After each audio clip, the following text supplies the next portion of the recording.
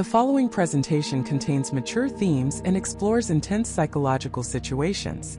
Viewer discretion is advised. It all began with a simple question, the kind a 5-year-old asks that makes you smile at first, before a cold dread begins to crawl up your spine. Michael was tucking his son Leo into bed. The room was filled with the soft glow of a rocket ship nightlight, casting long dancing shadows on the walls. Leo, with his wide, serious eyes, looked up at his father. "Daddy," he asked, his voice small, "were you scared when the bad man came for you?" Michael froze, his hand hovering over the dinosaur-patterned comforter. He forced a calm smile. "What bad man, buddy? You must have had a bad dream."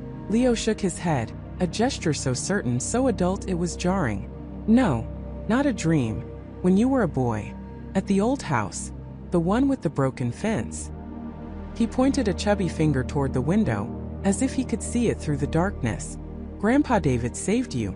He hid you in the closet." Michael felt the air leave his lungs.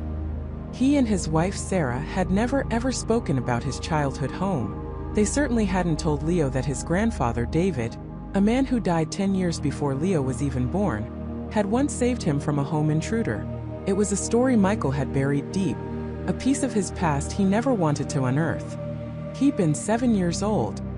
He remembered the splintered wood of the closet door, the terror, the muffled shouts, and his father's strong arms pulling him out after it was all over.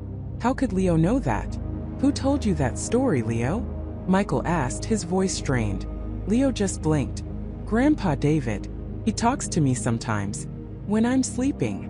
For the next 2 weeks, life tried to return to normal. Michael convinced himself it was a fluke, an impossible coincidence. He reasoned that Leo must have overheard something somewhere. Maybe from his own mother, Michael's mom, during a phone call. He'd have to ask her to be more careful. Kids are sponges, after all. They absorb everything. But the explanation felt thin, like a worn-out blanket that couldn't possibly cover the chilling truth of it. Sarah was more worried. She watched Leo with a new kind of intensity. She noticed how he'd sometimes stop playing, his head cocked to the side as if listening to a voice no one else could hear. He started drawing pictures, not of his family or their golden retriever, but of a 2-story house with a sprawling oak tree in the front yard and a distinct jagged crack in the driveway. It was, without a doubt, Michael's childhood home. The breaking point came on a Tuesday. It was a gray, drizzly afternoon in their quiet suburban neighborhood in Oregon. Michael came home from his architecture firm, tired and ready to forget the world. As he walked through the door, Leo ran up to him, not with a hug, but with a piece of paper clutched in his hand. It was another drawing. This one was a crude map of a room. In the corner, a small rectangle was labeled "loose board." Leo's eyes were wide with a fear that didn't belong on a 5-year-old's face. "Daddy," he whispered, his voice trembling. "Grandpa David is scared. He said I have to warn you." Michael knelt down, trying to keep his own hands from shaking. "Warn me about what, kiddo?" "He said they know about the box," Leo said, his words coming in a rush. "The one you buried, under the old porch. He said you have to go get it. Tonight. Before they find it." Every drop of blood in Michael's body turned to ice. The box. The one he and his best friend, Chris, had buried when they were 16. It wasn't a time capsule filled with baseball cards and comic books. It was something else. Something secret. Something dangerous. A pact made between 2 teenage boys, sealed in a metal box, and buried under the rotting floorboards of a porch that had been torn down and replaced 20 years ago. Chris had died in a car accident just a year later. Michael was the only person on Earth who knew that box existed. He stood up, his mind racing, a storm of panic and disbelief. He looked at Sarah, who had been standing in the kitchen doorway, listening. Her face was pale. "Michael," she said, her voice barely a whisper. "What is he talking about?" "It's nothing," Michael snapped, more harshly than he intended. It's a crazy story. He's a kid. He has an imagination." But Leo wasn't finished. He grabbed his father's pant leg, his small hand surprisingly strong. He said to tell you Chris is sorry. He said he never meant for it to happen. That was it. That was the moment Michael's carefully constructed wall of rational thought came crashing down. The name, Chris. He had never spoken that name in front of his son. He was certain of it. The pain of losing his friend was still a raw, private wound he never shared. For Leo to not only know about the box, but to know Chris's name, it was impossible. Utterly, terrifyingly impossible. That night, Michael couldn't sleep. He lay in bed, staring at the ceiling, every word his son had said echoing in his mind. Asterisk, they know about the box. You have to go get it. Before they find it. Asterisk, who were they? And what did Chris have to be sorry for? It was a stupid teenage secret. A mistake. It couldn't possibly matter now, could it? But the fear gnawing at him said otherwise. The memory of his dead grandfather, speaking through his living son, was a horror he couldn't ignore.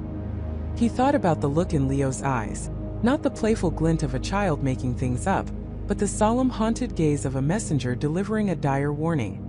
Around 2 in the morning, he slipped out of bed. He pulled on a pair of old jeans and a dark hoodie, his movements silent and deliberate.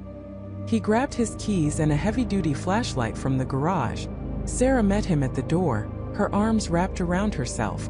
She didn't ask where he was going. She already knew. "Be careful, Michael," was all she said. The drive across town was a journey into the past. He pulled up to the old house, now a derelict shadow of what it once was.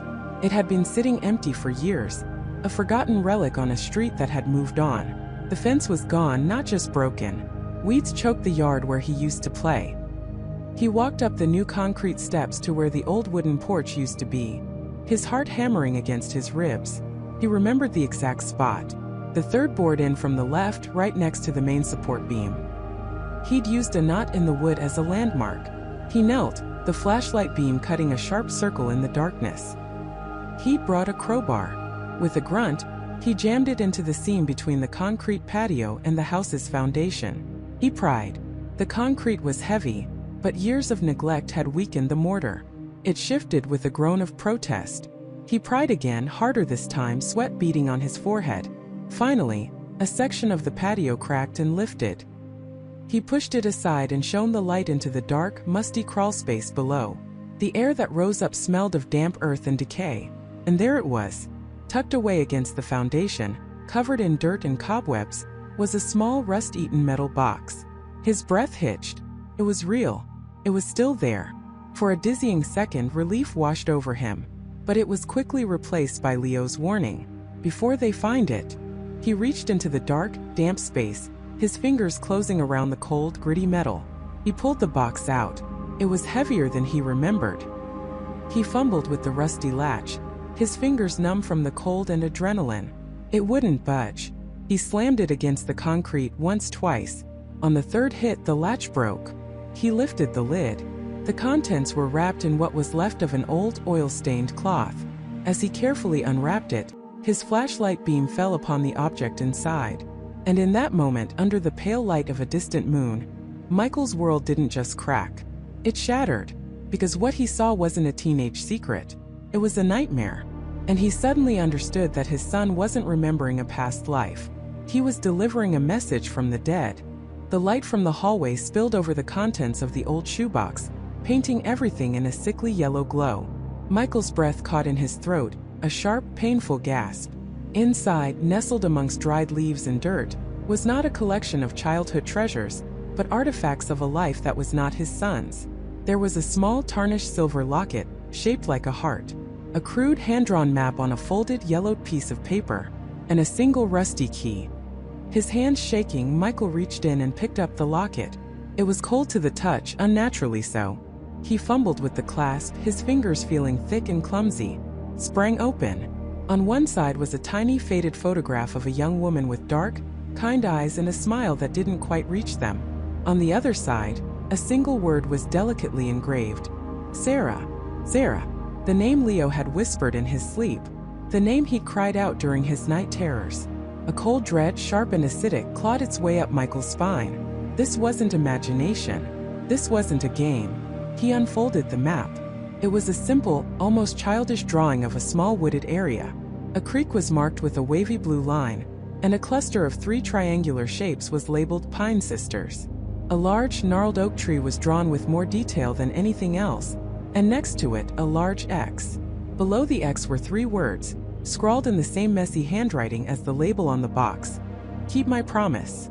Michael sank back on his heels, the wooden floor groaning under his weight. His mind was a frantic storm of impossible thoughts. James, Sarah, promise, a map leading to a buried secret. This was the story his 7-year-old son had been trying to tell him. It wasn't a memory. It was a task, a burden passed from someone dead to someone living. He carefully placed the items back in the box, slid it under the bed, and walked out of Leo's room, closing the door with a soft click that sounded like a gunshot in the silent house. He found his wife, Jessica, in the living room, reading a book under a warm lamp. She looked up and smiled, but the smile faded when she saw his face. "Michael, what is it? You look like you've seen a ghost." He couldn't bring himself to tell her everything. Not yet. How could he explain that their son was being haunted, not by a spirit but by a memory that wasn't his? "It's Leo," he said, his voice hoarse. "His stories, they're getting more detailed." Jessica sighed, placing a bookmark in her novel. "Honey, we've talked about this. Dr. Evans said it's a phase. His imagination is running wild. It's a sign of intelligence, remember? This is more than imagination, Jess," Michael insisted, his voice rising with an urgency he couldn't contain. "He's talking about specific people. A man named James.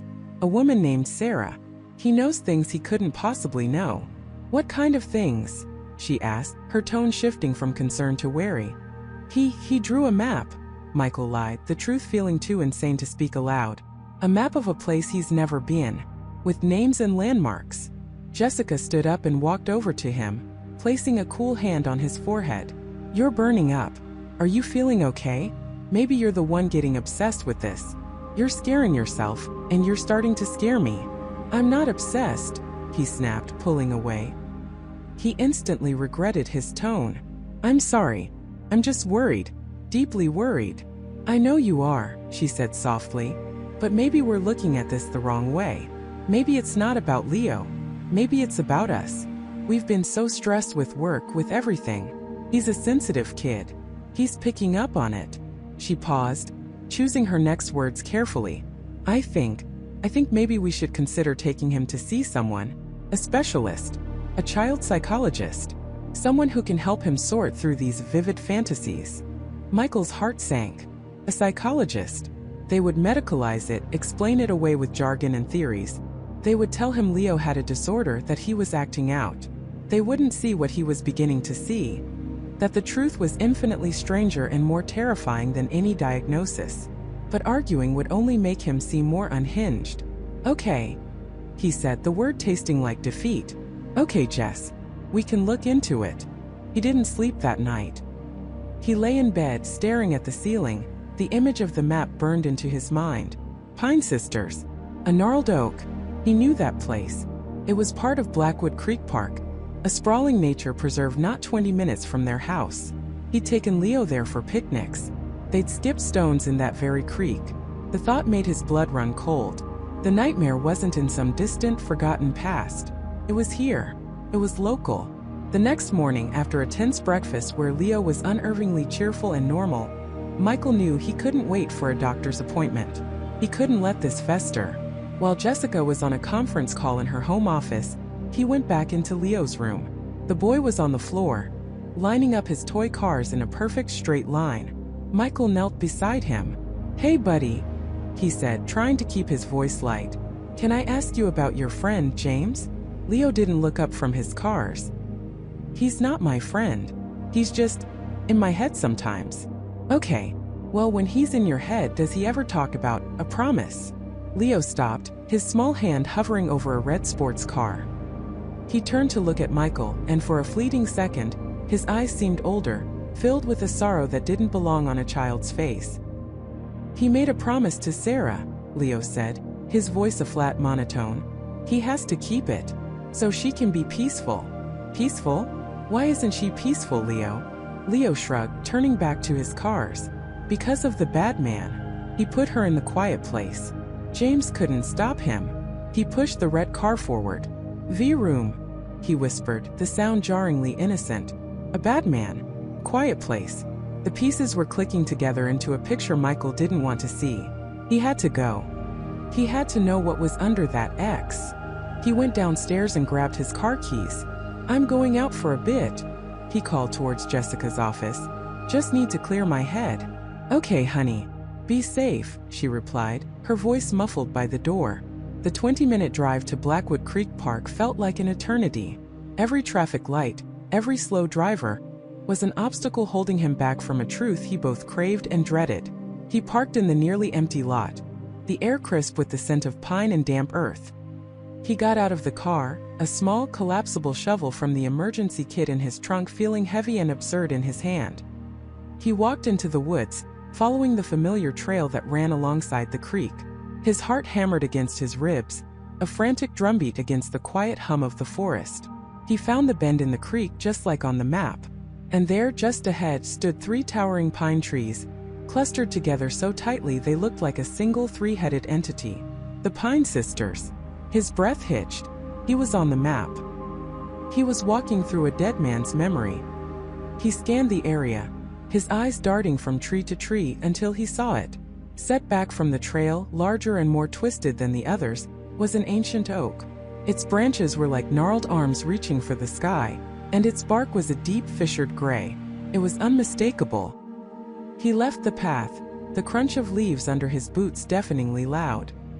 He circled the base of the massive tree, his gaze fixed on the ground, and then he saw it. A patch of earth where the dirt was slightly more disturbed, the grass thinner, as if something had been buried and unearthed, or perhaps just buried a long, long time ago. It was the X. He stood over the spot, the shovel feeling cold in his sweaty palms. This was insane. He was a rational man, a software engineer. He was standing in the middle of the woods, about to dig for a ghost treasure because his son was having nightmares. He should turn around, go home, and call the psychologist, Jessica suggested. But he couldn't. The image of the locket, of Sarah's sad eyes, of the words, "Keep my promise," flashed in his mind. He thought of Leo, his sweet, innocent boy, burdened with the story of a bad man in a quiet place. He had to know. For his son. For his own sanity. He unfolded the shovel, the metal scraping together with a shriek that echoed through the trees.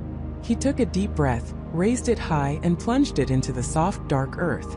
The first shovelful of dirt felt like a betrayal, a violation of some unspoken rule.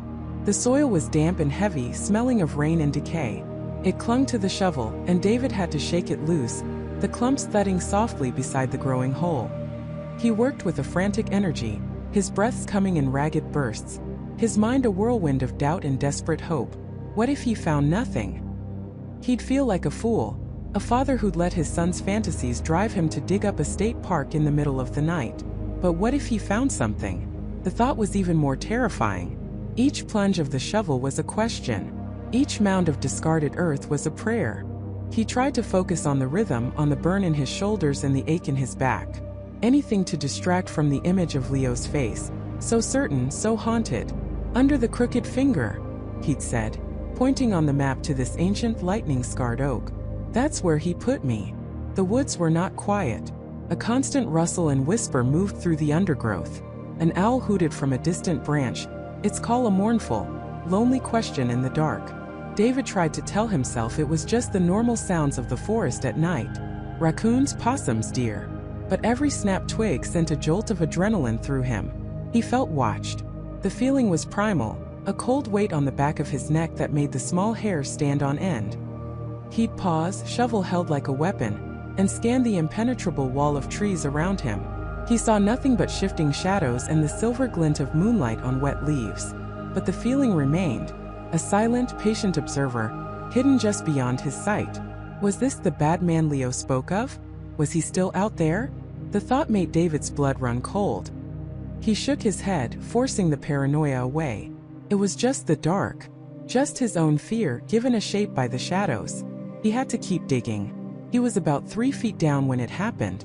The shovel, instead of sinking into the soft earth, struck something solid with a dull, jarring thud. The sound was sickeningly final. It wasn't the sharp crack of hitting a rock. It was a hollow, woody sound. David froze, his heart hammering against his ribs. He stood there for a long moment, the shovel still embedded in the ground, his knuckles white. He had reached the moment of truth. Carefully, he set the shovel aside and knelt in the damp soil. Using his bare hands, he began to scrape away the dirt, his fingers numb from the cold. The outline of a rectangle began to emerge. It was a box. A small wooden box, no bigger than a shoebox, its surface dark with rot and moisture. The wood was soft, flaking away under his touch. It looked ancient, as if it had been sleeping in the earth for decades. His breath hitched. He worked faster now, clearing the dirt from around the sides, his mind racing. This was it. This was real. Leo hadn't been imagining things. He'd led him directly to this spot, to this buried secret. With a final effort, he worked his fingers underneath the box and lifted. It was heavier than he expected, the soil clinging to it like a shroud. He placed it on the ground beside the hole and just stared at it. The lid was swollen shut, the cheap metal hinges long since rusted into a single fused piece of metal. There was no lock. He fumbled in his pocket for his car keys, his hands shaking so badly it took him 3 tries to grasp them.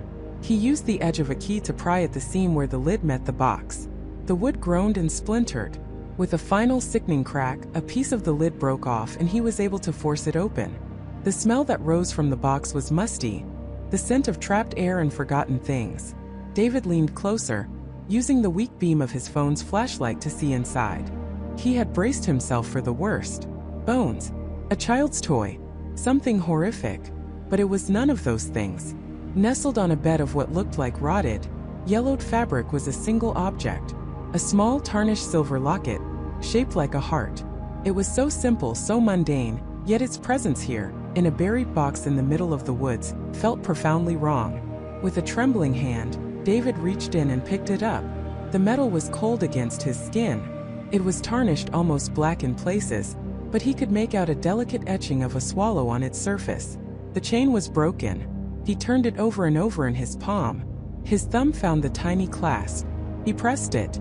The locket sprang open. Inside were 2 small, oval-shaped hollows for photographs. The one on the right was empty, just a dark, dusty space. But the one on the left held a picture, perfectly preserved under a small piece of protective celluloid, now yellowed with age.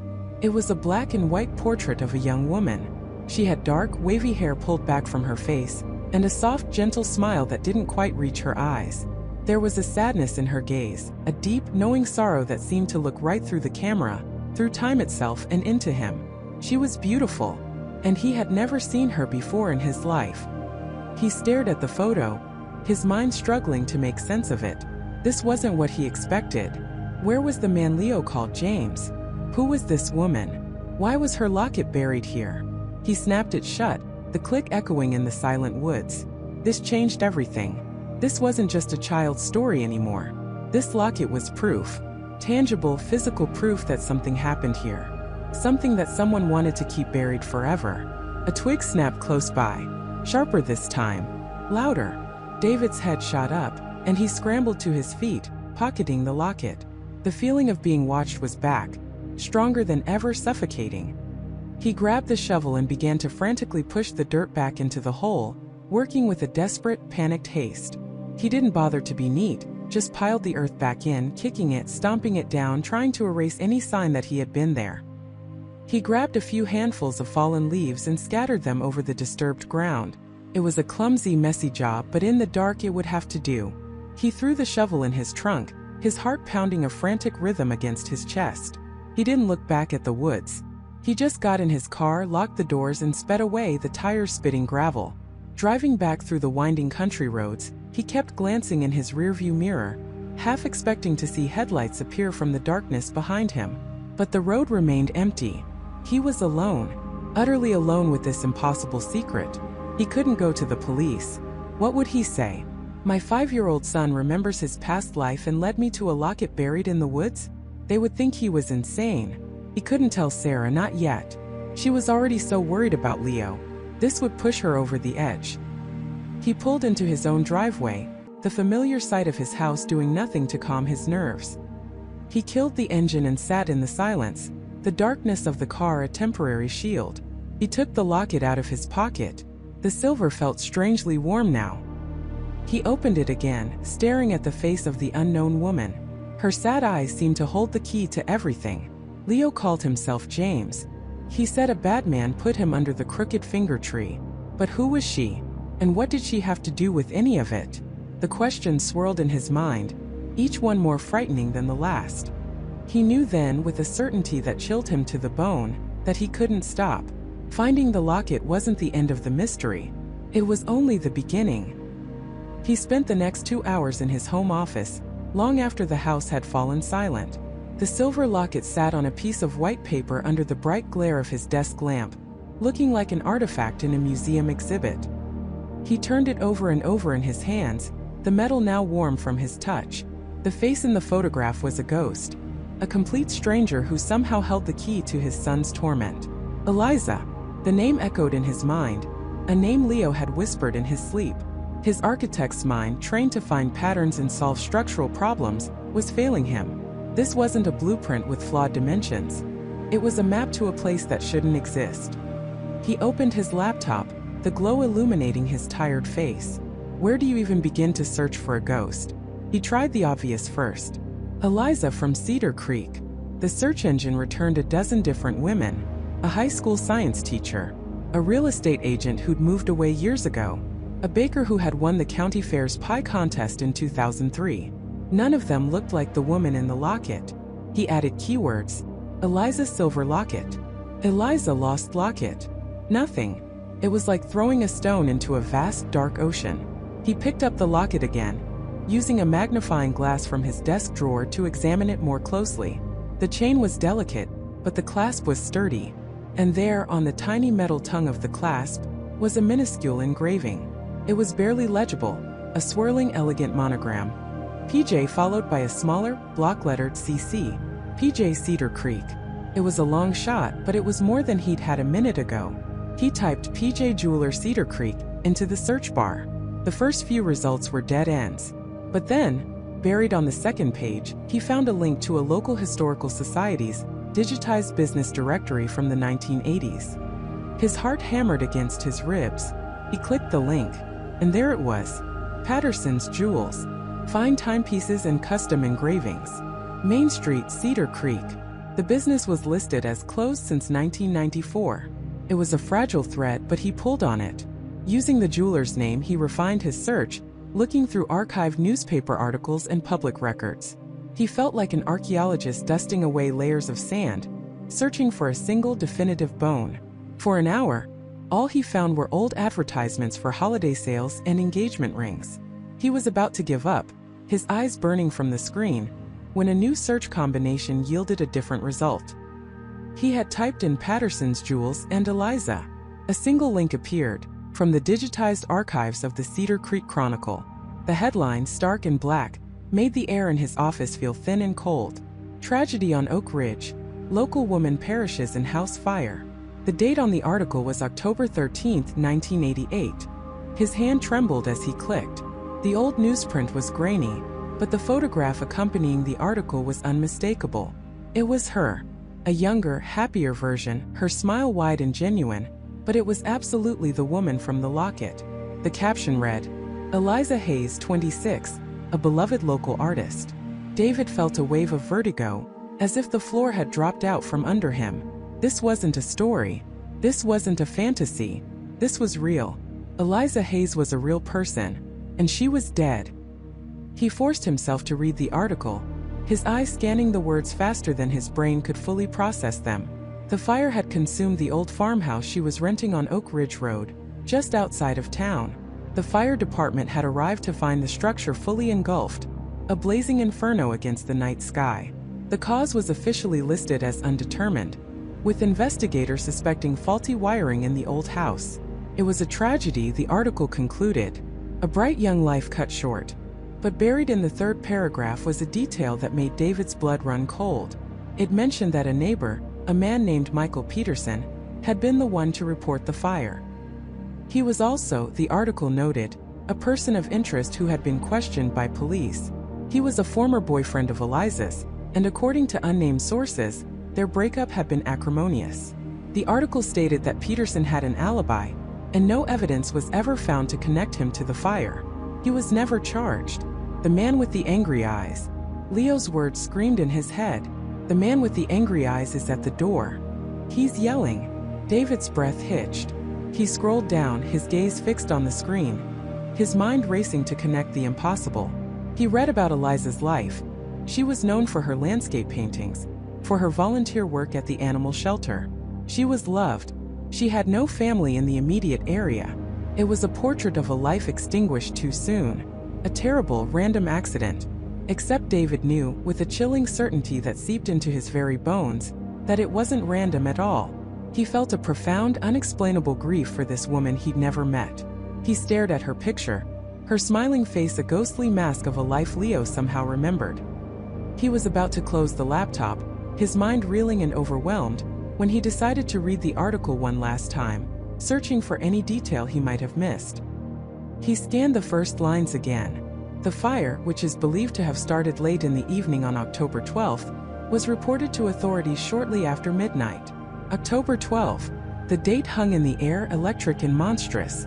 David fumbled for his phone, his fingers slick with sweat. He swiped to the calendar app, his thumb hovering over the screen. He navigated to the current month, then tapped backward, month by month, year by year, until he landed on the calendar for his son's birth. Leo was born 5 years ago. On October 12th, the phone slipped from his grasp and clattered onto the desk. It wasn't a coincidence. It was an anniversary. A soul-crushing, terrifying, impossible anniversary. The night Eliza Hayes burned to death was the exact same date his son had been born, decades later. He leaned back in his chair, the leather groaning under his weight. He felt a profound shift inside him, a fundamental crack in the foundation of his reality. His son wasn't just remembering a past life. He was remembering the very day it was taken from him. The nightmares weren't just bad dreams, they were death throes. The fear of fire, the man with the angry eyes, the desperate need to find a locket. It was all the frantic final echo of a life violently ended. And the most terrifying part, the thought that truly began to unravel him, was the detail from the newspaper. The man of interest, Michael Peterson, was never charged. The police suspected faulty wiring. But Leo's memories, his terror, told a different story. They screamed of a man at the door, of yelling, of anger. They screamed of murder. If Eliza Hayes was murdered, then her killer, a man who police had questioned and released, had gotten away with it. He could still be out there. He could still be living right here in Cedar Creek. A free man who thought his secret had burned to ash with a lonely farmhouse 30 years ago. But now, a little boy was having nightmares. A little boy was starting to remember. The weight of Chief Miller's words settled over Jessica like a shroud. A killer. Not a ghost from a past life. Not a tragic accident. But a living, breathing person who had gotten away with murder. And if he'd stayed in Cedar Creek, he could be anyone. The mailman. The friendly cashier at the grocery store. The neighbor who waved every morning. The thought sent a chill down her spine that had nothing to do with the autumn air. Every familiar face in their small town now seemed to hold a sinister possibility. That night, Leo didn't have a nightmare. He slept soundly, a peaceful deep sleep that Jessica hadn't seen in weeks. But she was the one who lay awake, staring at the shadows dancing on her ceiling, her mind replaying every detail, every drawing, every whispered word from her son. The image of the other man from Leo's drawings was burned into her memory, a tall, faceless silhouette with broad shoulders. A phantom who now had a terrifying substance. The next morning, Leo was quiet. He sat at the kitchen table, not with his usual action figures, but with a fresh piece of paper and a black crayon. Jessica watched him, her heart a tangled knot of fear and a desperate, clawing need for answers. He wasn't drawing the fire this time. He was drawing a face. But it was strange. It was a simple, almost childlike circle with 2 dots for eyes and a wide, curving line for a mouth. A smiley face. "Who's that, sweetie?" Jessica asked, her voice softer than she intended. Leo didn't look up. He just kept shading in the smile, making it darker and wider. "Smiley," he said, his voice a flat monotone. He was Daniel's friend. But he wasn't a good friend. Smiley. The name was so innocuous, so completely at odds with the monster she was imagining. "Why do you call him that, Leo?" "He was always smiling," Leo said, finally looking up at her. His blue eyes were wide and serious. Even when he was mad, his smile was wrong. He pointed the crayon at the drawing. He gave Daniel a secret box. He told him to hide it. Hide it where the big tree drinks from the ground. Where the big tree drinks from the ground. It sounded like a riddle from a children's book, but Jessica knew it was more than that. It was a memory, A breadcrumb from a life lived 30 years ago. A secret box. What could be in it? What secret was so important that a man would kill to protect it? She had to know. The fear was still there. A cold stone in her stomach, but it was now competing with a fierce protective resolve. This wasn't just about Daniel anymore. This was about Leo. This was about the man who had torn one life apart and was now casting a long dark shadow over another. She waited until Leo was at school. She knew it was reckless. She knew Chief Miller would have told her to stay away, to let him handle it. But she couldn't. This felt too personal. This was her son's burden, and she would carry it for him if she could. She drove her minivan back out to the winding country road, parking it in the same spot, half hidden by overgrown bushes. The autumn air was crisp, and the silence of the place was absolute, broken only by the rustling of dry leaves.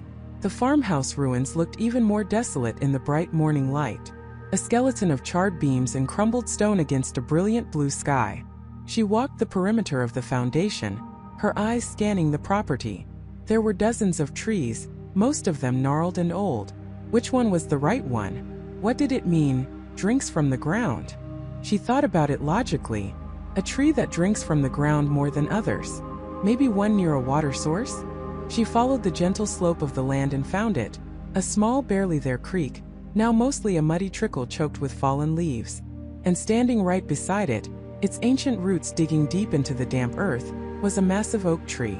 It was easily the oldest, largest tree on the property, its branches like gnarled arms reaching for the sky. This had to be it.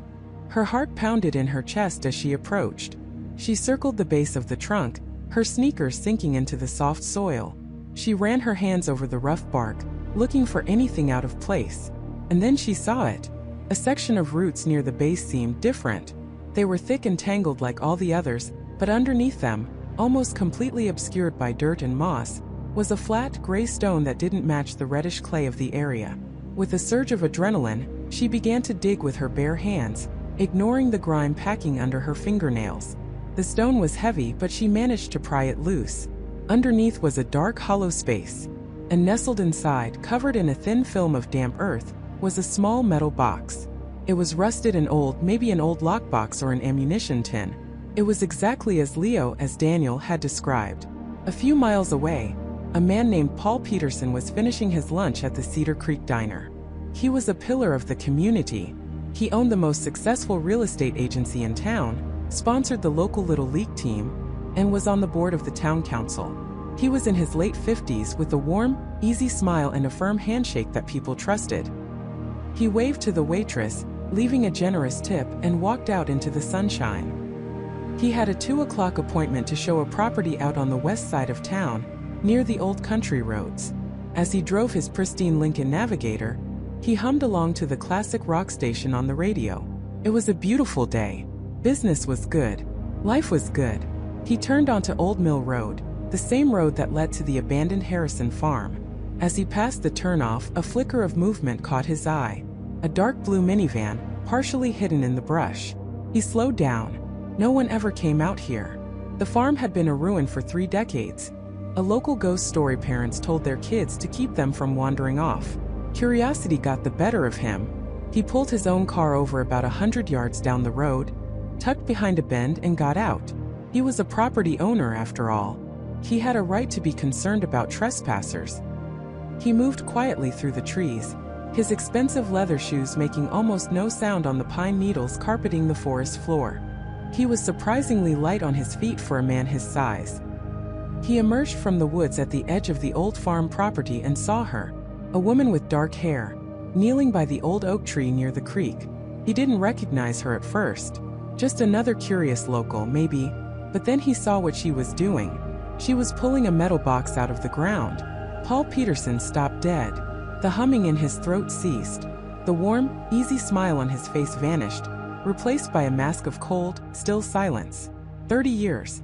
For 30 years that box had been a dull, distant worry. A secret he was sure had been buried forever. He had almost forgotten about it, convinced it had rotted into the earth along with the bones of the boy he'd put there. Jessica's hands were trembling as she lifted the box. It was heavier than she expected.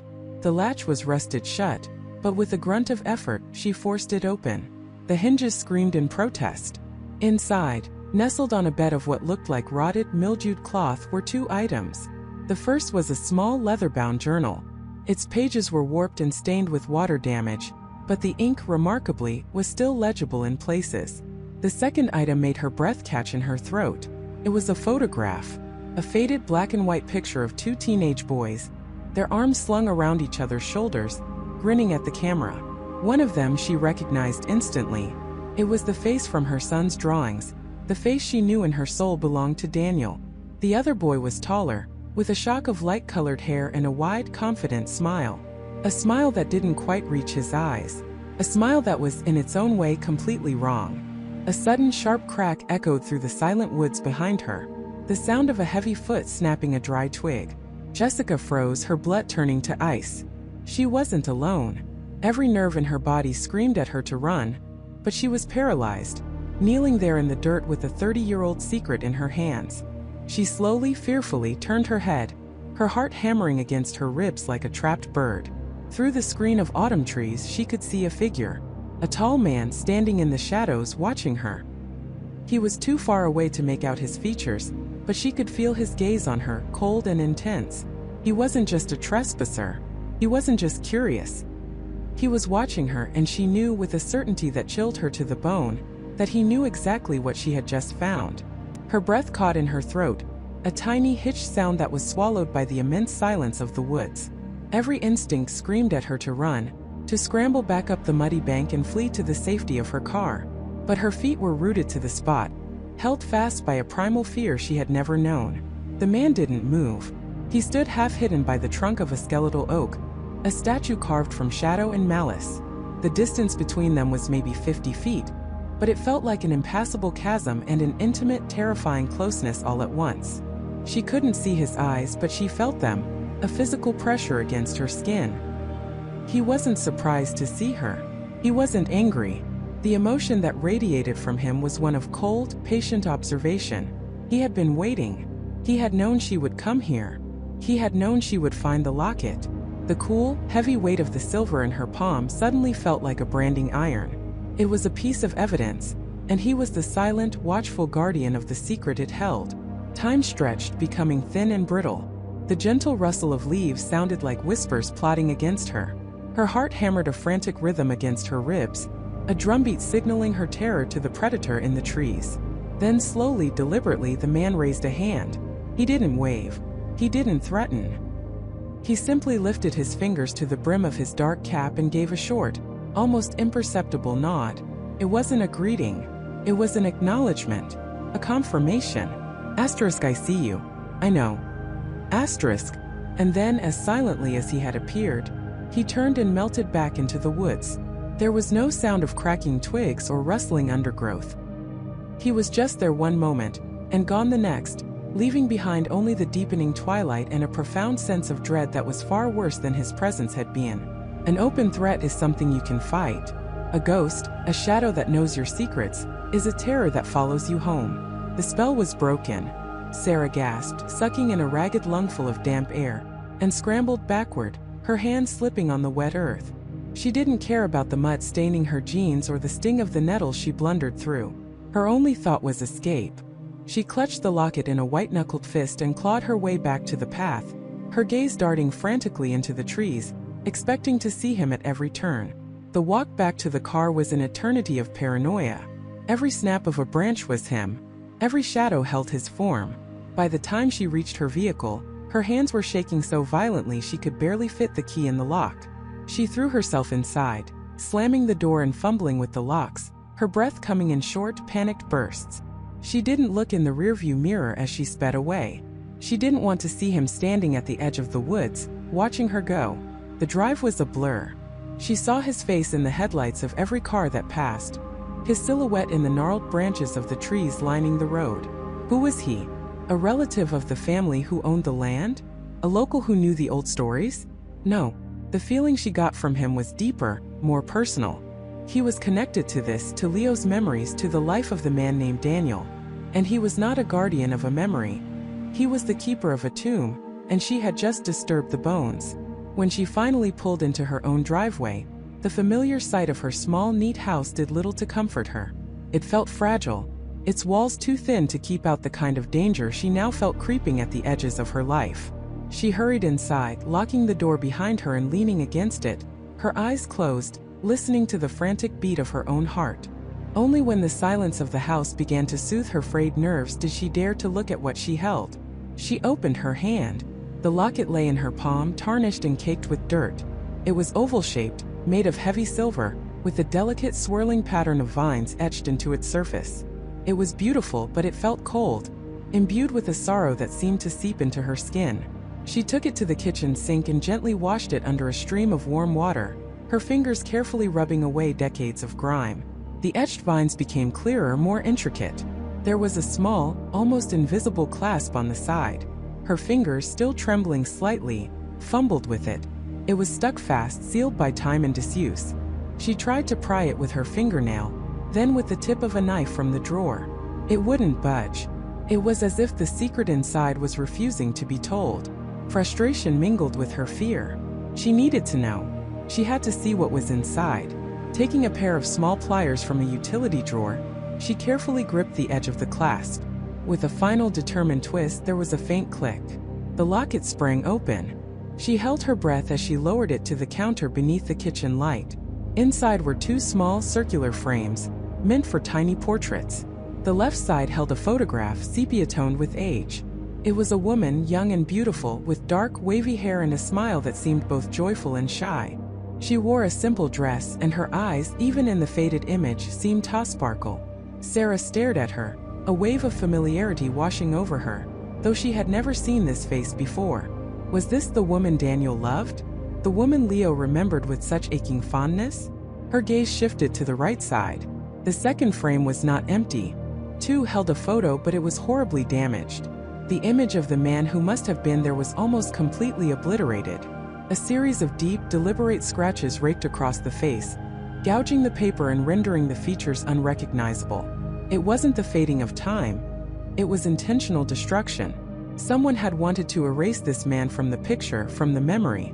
All that remained was the faint outline of a suit jacket and a strong-looking hand resting on an unseen surface. A small voice from the doorway made her jump.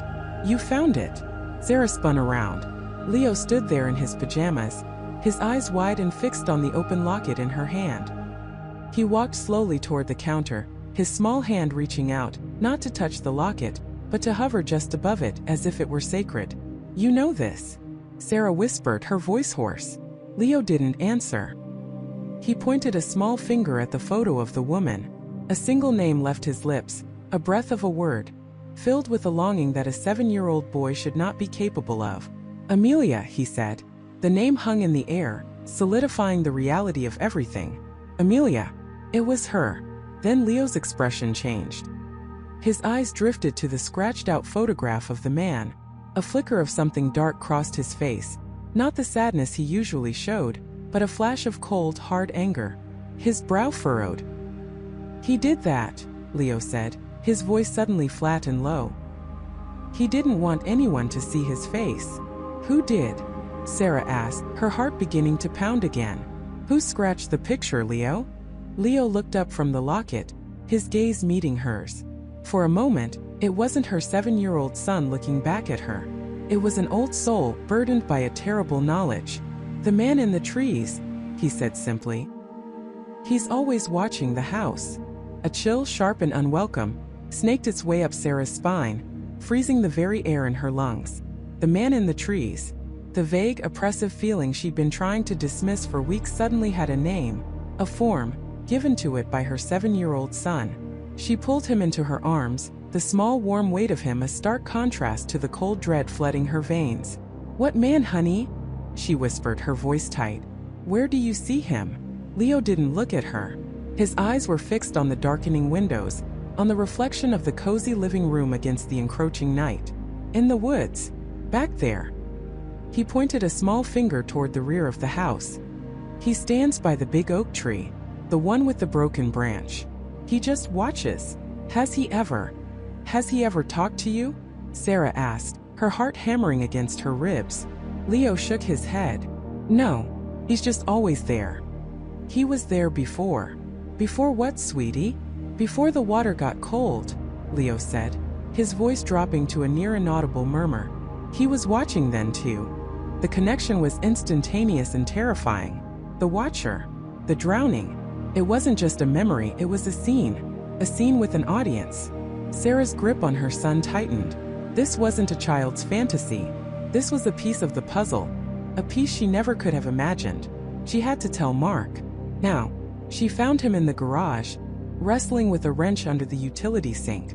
The scent of rust and damp concrete filled the air. He looked up, a smudge of grease on his cheek, a frown of frustration on his face. Hey, I think I almost got this thing too. He started, but stopped when he saw her expression. What is it? What's wrong? You look like you've seen a ghost. Worse, she said, her voice trembling slightly. She told him everything. About the locket, the loose floorboard, and Leo's final horrifying words. He said there's a man in the trees, Mark, watching the house. He said he was there when he drowned. Mark put the wrench down slowly, wiping his hands on a rag. He let out a long, weary sigh. Sarah, honey. He's a little boy who's been through an emotional ringer. We've been stressed, he's picking up on it. A man in the trees? It sounds like something out of a scary movie. He knew where the locket was, she countered, her voice rising with desperation. He described the man who gave it to Daniel. He knew about the drowning before Dr. Evans ever mentioned it. And I'm telling you, I felt it too. Like eyes on my back every time I'm in the yard. Don't you dare tell me it's my imagination. He saw the raw fear in her eyes, the conviction in her voice that went beyond stress or fatigue. He ran a hand through his hair, his skepticism warring with his instinct to protect his family. Okay, he said, his tone shifting from dismissive to serious. Okay, you're right. It's too much to be a coincidence. He walked over to a workbench and picked up a large heavy-duty flashlight. Let's go look. Right now. We'll walk the entire property line. We'll see for ourselves. A sliver of relief cut through Sarah's fear. He believed her. Or at least he was willing to. They left Leo watching cartoons, the cheerful sounds echoing jarringly in the silent house as they stepped out the back door. The sun had dipped below the horizon, casting the woods in long, distorted shadows. The air was cool and damp, carrying the scent of pine and wet earth. Mark clicked on the flashlight, and a powerful white beam sliced through the twilight. Leo said the big oak with the broken branch, Sarah said, her voice a hushed whisper as if the watcher might hear. They walked slowly, deliberately, their footsteps muffled by the thick grass. The woods loomed before them, a dark, impenetrable wall of trees. They found the oak easily. It was a massive, ancient tree, one of its lower branches splintered and hanging down, likely from a past storm. Mark swept the flashlight beam back and forth, illuminating the underbrush, the tangled roots, the carpet of fallen leaves. First there was nothing, just trees and shadows. Sarah's heart began to sink. Maybe Mark was right. Maybe it was all in their heads. Then the beam stopped. What is it? Sarah whispered, moving closer. Mark didn't answer. He just held the light steady on a spot about 15 feet inside the tree line. The ground there was slightly compressed, the leaves disturbed, and right in the middle of it was a footprint. A single deep impression in the soft soil. It was long, wide, clearly made by a heavy work boot, and it was fresh. The edges were still sharp, not yet softened by wind or rain. This wasn't the track of a hiker passing through. It was the mark of someone who had been standing still, watching, for a very long time. A profound silence fell between them, broken only by the chirping of crickets. The abstract fear had suddenly become terrifyingly concrete. There was a man. He was real. And he had been standing right there, watching their home, watching their son. They backed away slowly, never taking their eyes off the woods, and hurried back into the house. The click of the deadbolt sliding into place was an unervingly small sound against the vast, silent threat outside. The cheerful cartoon music now seemed mocking, a flimsy shield against the darkness that had just been proven real. They found Leo sitting at the kitchen table, his head bent in concentration, crayons clutched in his fist. Hey buddy, Mark said, his voice strained as he tried to sound normal. Whatcha drawing? Leo didn't say anything. He just lifted the paper and turned it around for them to see. Sarah felt the air leave her body in a rush. It was a child's drawing, simple and crude. There was their house, a lopsided rectangle with square windows. Inside one window, he had drawn 3 stick figures, a tall one for Mark, one with long hair for her, and a small one for himself. But the entire right side of the page was filled with tall, angry scribbles of black and brown. The woods. And peeking from behind the trunk of the largest tree was another figure. It was unnaturally tall and thin, drawn with a single heavy black crayon. It had no eyes, no nose, no mouth. It was just a void, a faceless silhouette, standing in the shadows watching the happy family in the house. Sarah stared, mesmerized and horrified. It was exactly as she had pictured it. As she took a step closer, her gaze fixed on the menacing black shape. A sound from the hallway made her freeze. A soft, distinct creak. It wasn't the groan of an old house settling for the night. It was the deliberate, weighted sound of a single footstep on the old hardwood floor, just beyond the kitchen doorway. Someone else was in the house with them. Michael's blood ran cold. Every nerve ending in his body screamed at the same time. His heart hammered against his ribs, a frantic drumbeat in the suffocating silence. He instinctively reached back, his hand finding Sarah's arm, squeezing it tight. A silent command. Asterisk, don't move. Don't breathe. Asterisk. Sarah was a statue of ice beside him, her eyes wide, fixed on the darkened doorway that led from the kitchen to the living room. The soft glow from the oven clock cast long, dancing shadows that suddenly seemed menacing, predatory. The sound had been unmistakable. It wasn't a settling joist or the wind. It was weight, presence. Slowly, deliberately, Michael released Sarah's arm and slid his hand along the granite countertop until his fingers brushed against the wooden knife block. His motions were fluid, practiced from 1,000 mundane moments of chopping vegetables, but now they felt alien, charged with a primal terror. His fingers wrapped around the handle of the largest chef's knife. The cold, heavy steel was a terrifying comfort. He gave Sarah a look, a desperate, silent plea. Asterisk, stay here. Be ready. Asterisk, he saw the faint light of her phone screen illuminate her palm as she clutched it, her thumb hovering over the emergency call button. She nodded, a barely perceptible movement. Taking a deep, silent breath that did nothing to calm the storm in his chest, Michael moved. He crept towards the doorway, placing his feet with surgical precision to avoid making a sound. The knife was held low, tight against his leg, hidden from view. Each step was an eternity. The air grew thick, heavy with the scent of old wood, dust, and something else. Something like damp wool and cold night air. He reached the threshold, pressing his back against the wall. He could hear faint, rhythmic breathing from the other room. It was slow, steady, not the ragged breath of someone trying to be stealthy. It was the breathing of someone who felt they had every right to be there. With a surge of adrenaline, Michael swung around the doorframe and flicked the living room light switch. The sudden flood of light was blinding. For a second, all he saw were spots. Then the scene resolved. Standing by the fireplace, right where Leo had pointed just hours before, was a man. But it wasn't the kind of man Michael had expected. He wasn't a masked burglar in tactical gear. He was old. Terribly old. His back was stooped, his face a roadmap of deep wrinkles, and his thin white hair was plastered to his scalp by a fine sheen of sweat. He wore a simple, worn-out coat, far too warm for the season, and his hands were gnarled with arthritis. He wasn't looking at them. His gaze was fixed on the fireplace mantel, on the very spot where the loose brick was hidden. In one trembling hand he clutched a small, tarnished silver locket. The old man flinched at the light, blinking slowly like an owl. He turned, and his eyes, pale and watery, found Michael. There was no malice in them, only a profound, bottomless sadness and a desperate, burning intensity. "Please," the old man rasped, his voice like dry leaves skittering across pavement. I don't want any trouble." Michael stood frozen, the knife still clutched in his hand, now feeling absurdly aggressive. "Who are you?" he demanded, his own voice shaking, betraying his fear. "How did you get into my house?" Sarah appeared behind him, her phone held up, ready. The old man seemed to ignore the question. His eyes darted from Michael to Sarah, then back to the fireplace. "I heard the stories," he said, his voice barely a whisper. "In town. They're talking about the boy." A chill entirely separate from the fear snaked its way down Michael's spine. "What boy? What are you talking about?" "The boy who lives here now," the man insisted, taking a shaky step forward. "The one who remembers." Michael's grip on the knife tightened. This was it. This was the consequence. The whispers, the library, the historical society, it had all led to this. A strange old man breaking into their home in the dead of night, looking for a ghost story. "You need to leave," Sarah said, her voice surprisingly firm. "Right now. I'm calling the police." "No, wait," the old man pleaded, raising his free hand. "You don't understand.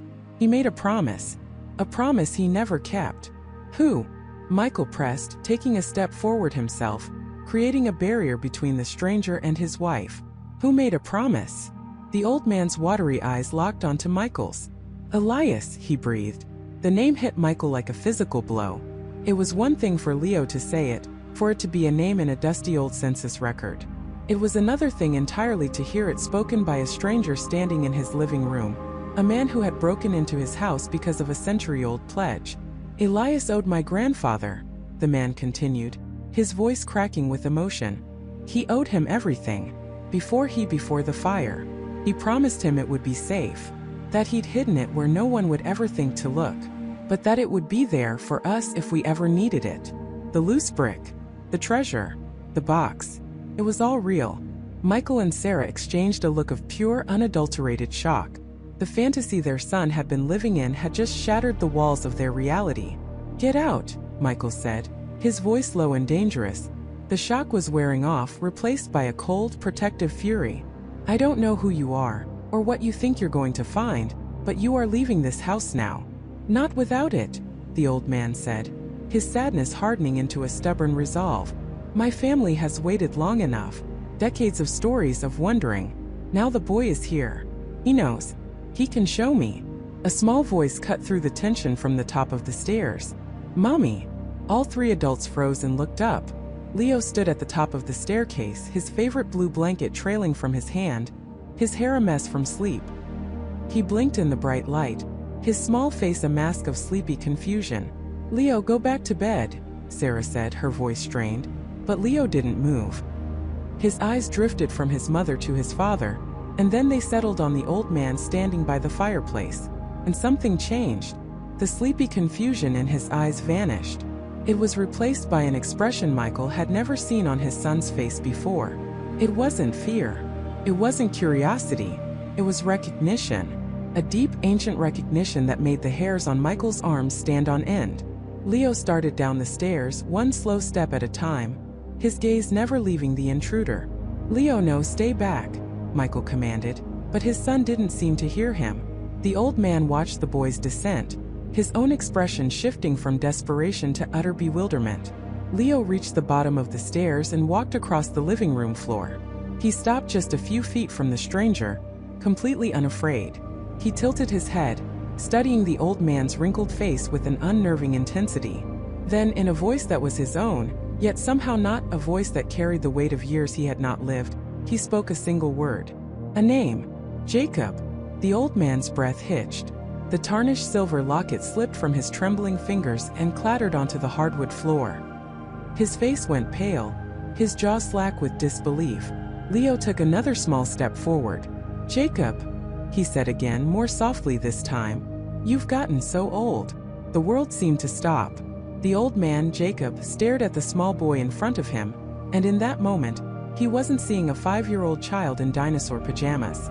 He was seeing someone else. A ghost from his grandfather's stories. A ghost from his own childhood memories, passed down like a cursed heirloom.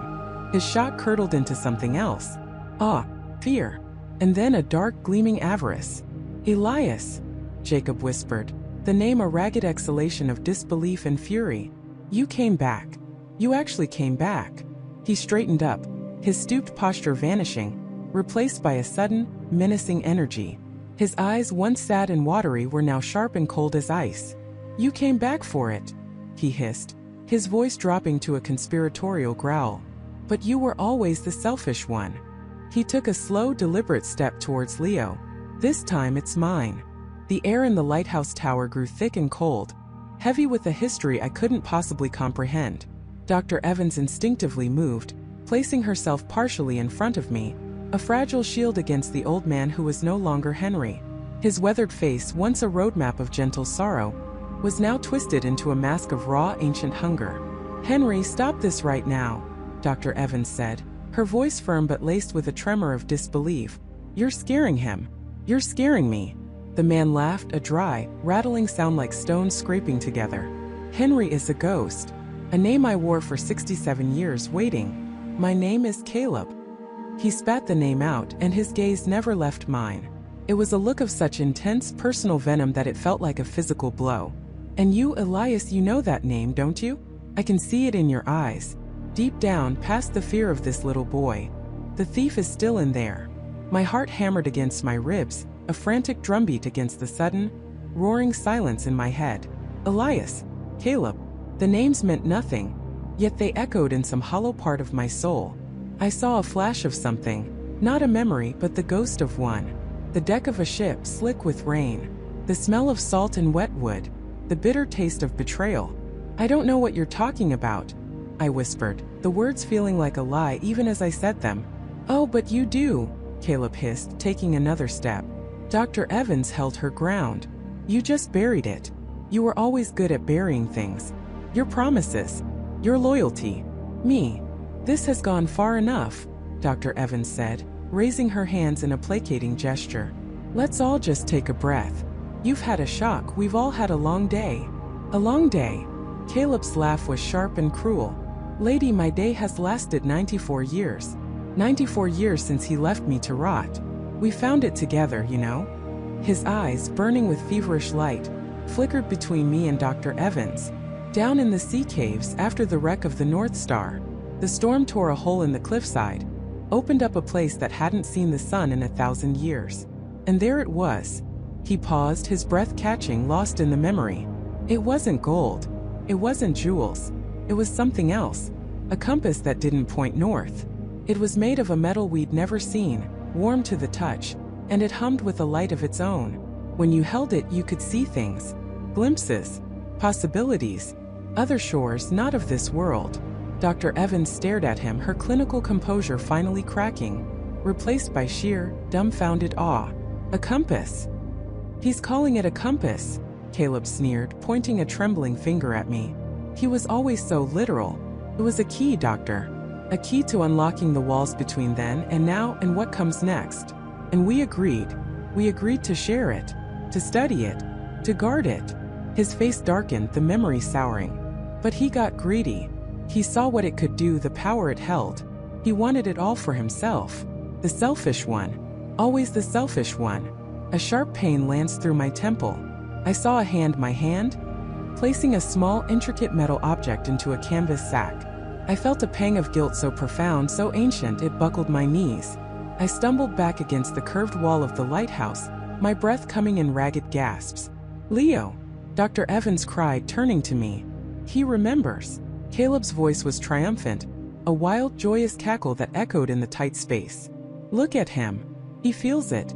The lie he's been carrying for over a century. He lunged forward, not at me, but at Dr. Evans. He didn't strike her, but shoved her aside with a surge of desperate, wiry strength. She cried out, stumbling against the wall as Caleb closed the distance between us. He dropped to his knees, his face inches from mine. His breath smelled of dust and decay and a lifetime of bitterness. Where did you hide it, Elias? He whispered, his voice dangerously soft. I have searched every inch of this godforsaken rock. For 67 years I've tended this light, walked these floors, tapped these walls, listening for the hollow spot where you tucked away our future. I lived and died in this tower as Henry, just for the chance to come back and find it. But I never could. Because you sealed it, didn't you? You put it somewhere only you would know. My mind was a whirlwind of confusion and terror. I was Leo, a 9-year-old boy from Phoenix. But I was also someone else. I could feel him scratching at the inside of my skull, trying to get out. I saw a vision of a loose floorboard, not in this room but one level down, under the heavy iron stove. A space just big enough for a small leather-wrapped package. I don't know, I stammered, tears blurring my vision. Caleb's eyes narrowed. Don't lie to me. Not again. I have waited too long. I died in a sanatorium, screaming about stars that weren't in the sky. All because you drugged my water and told the constable I'd gone mad from the shipwreck. You stole my life, Elias. You stole my discovery. You will not steal my second chance.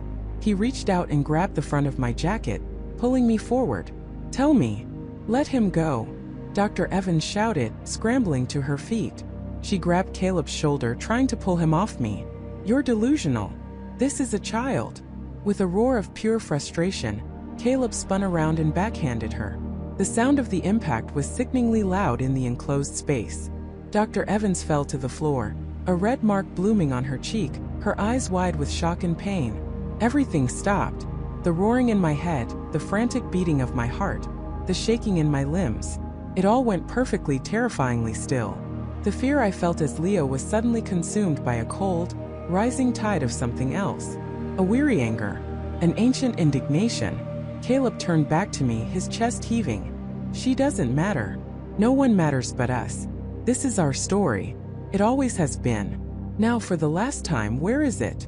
I looked past him, at Dr. Evans lying on the floor, stunned and hurt. She had tried to help me. She had believed me when no one else would. And this man had hurt her. The part of me that was Elias, the part that had been hiding, seemed to surge forward, not with memory but with instinct. The instinct to protect. My eyes drifted from Dr. Evans to a specific spot on the floor, near the base of the winding iron staircase. A single dark flagstone, almost indistinguishable from the others. It was a place Caleb would have walked over 10,000 times. A place he never would have thought to look. Caleb's gaze followed mine. A slow, predatory smile spread across his lips. He had seen it. He had seen the flicker of recognition in my eyes. "There," he breathed, his voice filled with a horrible, rapturous discovery. "Right under my feet. All this time." He released my jacket and scrambled over to the flagstone, his fingers scrabbling at the edges, searching for purchase. He grunted with effort, his knuckles white. The stone didn't budge. It was sealed tight with age and mortar. He looked back at me, his eyes wild with a frantic, desperate light. "It's sealed." "Course it is. Trick. There's a trick to opening it, isn't there? A sequence? A pressure point." He stood up, his shadow falling over me and the unconscious form of Dr. Evans. He was no longer asking. He was no longer pleading. The patience he had cultivated for nearly a century was gone, burned away in the final moments of his search. "You are going to open it, Elias," he said, his voice dropping to a deadly calm. "Or this time, the good doctor will be the one they find raving on the rocks. And I will wait another lifetime for you to come back. And another. And another. I have nothing but time." "Does she?" The question hung in the air, cold and sharp as a shard of ice. "Does she? Does Anya have an eternity to wait?" My blood ran cold. Every rational thought, every skeptical argument I had ever constructed, crumbled into dust. This wasn't a delusion. This wasn't a con. This was a predator who had been hunting for centuries, and he had just cornered his prey by threatening the only person who had ever believed me. Marcus Thorne watched me, his expression unreadable but for a faint, predatory amusement in his eyes. He saw the terror dawn on my face and he savored it. "You see, the rules of the game are so beautifully simple, Elias," he continued, his voice a low, confidential murmur. "You run. I follow. You build a life, find people to care about, people who make you feel safe. And then I arrive and I take them away. I burn your new little world to the ground. And then in the ashes, I ask you for what is mine." My hands were balled into fists so tight my knuckles were white. "What? What do you want?" He smiled, a thin, cruel slash across his face. "You know what I want. The same thing I've always wanted. What you took from me when you first ran. The key. The knowledge. The final piece of the puzzle. You locked it away. Buried it so deep inside that empty head of yours that each new life is a blank slate. But it's still there. I can feel it. It resonates from you. A faint hum that only I can hear across the ages." He took a step closer, invading my space. I could smell the faint, clean scent of expensive cologne, a scent that now seemed impossibly sinister. Little Leo. He was an anomaly, a beautiful, unexpected echo. The memories bled through to him more strongly than they ever have before. He was the beacon that led me to you this time. So, in a way, you have your son to thank for this reunion. The mention of Leo sent a jolt of pure, unadulterated rage through me. But I couldn't move. I was paralyzed by the checkmate he had just delivered. "Anya." He had Anya in his sights. "You have 24 hours, Thorne said, his voice dropping the pretense of civility. It was now flat, cold, and absolute. Bring me what I am owed. Unlock the memory, Elias. Find the location. Give it to me. If you do, Dr. Sharma will be allowed to continue her fascinating, albeit misguided, career. She will remember you only as a curious case study. He paused, letting the implication sink in. If you don't, or if you try to go to the police, if you try to be a hero, well, history has a terrible habit of repeating itself. Ask Isabella from Florence, or Thomas from colonial Boston. Oh, that's right. You can't. You don't remember them. But I do. I remember the look in your eyes each and every time. He straightened his tie, the picture of composure. The clock is ticking, Elias. And with that, he turned and walked away, disappearing into the evening crowd as if he were just another businessman heading home. He left me standing there, the world tilting on its axis, the weight of a dozen lifetimes crashing down on me. My first coherent thought was a blast of pure panic. Oh no. I fumbled for my phone, my fingers shaking so badly I could barely unlock it. I scrolled to her name, my thumb hovering over the call button. What would I even say? Anya. A man who claims he's an immortal being is going to hurt you, because I'm a reincarnated soul who stole something from him centuries ago? She'd think I was having a complete psychotic break. But I had to warn her. I had to do something. I pressed the button. It rang once, twice, then clicked straight to voicemail. Hi, you've reached Dr. Sharma. I can't take your call right now. I hung up, a cold dread seeping into my bones. I tried again. Voicemail. Again. Voicemail. My heart hammered against my ribs like a trapped bird. He was already moving. This wasn't a future threat. It was happening right now. I sprinted to my car, my mind a chaotic storm. Her office. It was late, but she often worked late. It was closer than her home. I tore out of the parking lot, driving with the reckless abandon I didn't know I possessed. Every pair of headlights in my rearview mirror felt like Thorne's men. Every traffic light felt like a conspirator in his plan, holding me back, stealing precious seconds. The city, once a familiar grid of streets and lights, now felt like a labyrinth designed by a madman, its walls closing in on me. I screeched to a halt in front of her building, a quiet, professional brownstone. The lights in her second-floor office were on.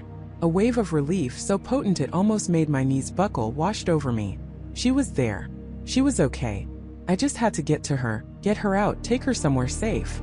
But where was safe from a man who had nothing but time? I didn't bother with the buzzer. I knew she sometimes left the main door unlocked when she was expecting a late patient. I pushed it open and took the stairs two at a time, my footsteps echoing in the silent building. Anya! I called out, my voice tight with desperation. Her office door was slightly ajar. The light from within spilled out into the dim hallway. Anya! I said again, pushing the door open. The office was empty. Her desk was neat, a stack of files perfectly aligned, her computer monitor glowing with the screensaver of a tranquil beach. But her chair was pushed back, and her coat was still on the hook by the door. Her purse was on the floor next to it, its contents spilled partially out, as if it had been dropped in a hurry. And then I saw it. On the center of her perfectly organized desk was a single object that did not belong. It was a small tarnished silver locket, shaped like a heart. It was intricately engraved with a design I had never seen before. Yet my soul screamed with a sickening sense of recognition. My hand trembled as I reached for it. The metal was cold to the touch. I pressed the tiny clasp and it sprang open. Inside there was no picture. Instead, on one side, a tiny faded inscription was etched into the silver. I had to squint to read it. Elias and Isabella. Firenze. 1488. My breath hitched in my throat. Florence. Ask Isabella from Florence. This was a message. A trophy. A ghost from a past I couldn't remember but could suddenly horribly feel. It was a promise. I did this before. I'm doing it again. My gaze fell upon her computer monitor. The tranquil beach screensaver flickered and died, replaced by a video file that began to play automatically. There was no sound. It was security footage timestamped just 20 minutes earlier. It was from a camera positioned in the corner of this very room. I watched horrified as the video showed Anya sitting at her desk writing. The door opened and Marcus Thorne walked in. He didn't force his way in. He entered calmly, a pleasant smile on his face. Anya looked up, startled but not immediately alarmed. He was disarming charismatic. He spoke to her, and though I couldn't hear the words, I could see her expression shift from professional curiosity to confusion, and then to a dawning, creeping fear. Thorn never lost his smile. He gestured to the chair opposite her desk, and after a moment's hesitation, she shook her head. He said something else, something that made her stand up abruptly. He took a step toward her, and the footage showed him reaching into his pocket. He wasn't pulling out a weapon. He was pulling out the silver locket. He held it out to her, and I saw her face pale. He spoke one last time, his calm expression never changing. Then Anya, with a look of pure, paralyzing terror on her face, turned and walked out of the room, with Thorn following right behind her. She wasn't dragged. She wasn't forced. She walked out under her own power, her movements stiff, her face a mask of dread. He had compelled her with a threat far more effective than brute force. He had shown her who he was. The video feed ended, returning the screen to black. He hadn't just taken her. He had made her walk right into his trap. I stood there in the silent, empty office, the silver locket growing heavy in my hand. The weight of centuries. The weight of my failures. Thorn was right. I always ran. I always hid. I always built a new life, only to watch him tear it down. I would lose myself in a new name, a new family, and he would use that love, that connection as a weapon against me. The game was rigged. As long as I was David Miller, loving husband and father, I would always lose. Rage, cold and pure, replaced the panic. It was a feeling that didn't feel like it belonged to David. It felt older, deeper. A dormant fire finally stirred by the winds of a storm that had been brewing for 500 years. He wanted the memory. He wanted what Elias had hidden. He thought he was hunting a frightened man who would do anything to protect the woman he cared for. He was wrong. He wasn't hunting David Miller anymore. I closed the locket, the click echoing in the stillness of the room. He wanted Elias. Fine.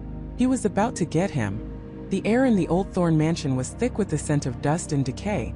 A fitting mausoleum for a life stolen too soon.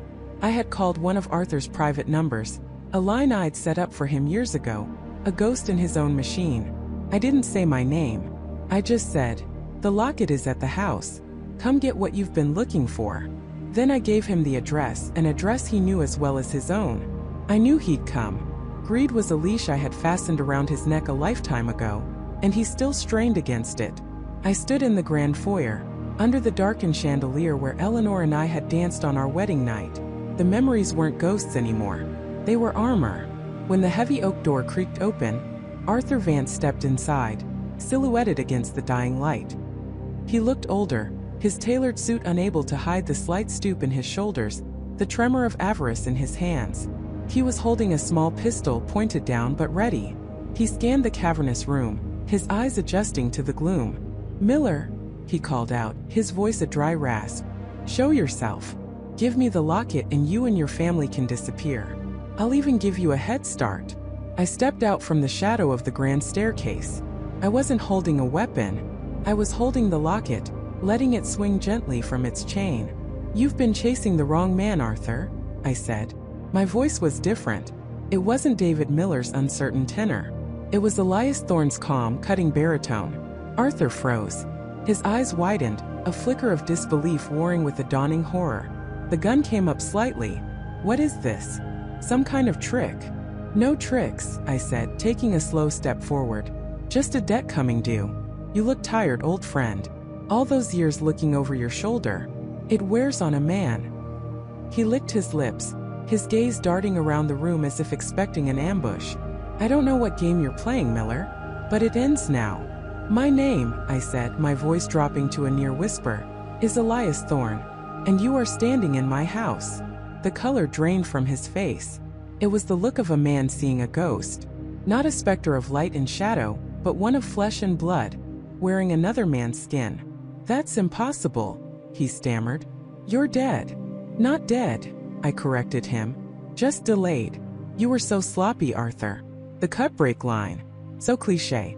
You thought you were a mastermind, but you were just a common killer. I held up the locket. "You wanted this so badly. You thought it held the key to a safe deposit box, didn't you? Some last nest egg you couldn't find." He swallowed hard, his knuckles white on the grip of his gun. "Give it to me." "You never understood me," I continued, ignoring his demand. "You saw wealth.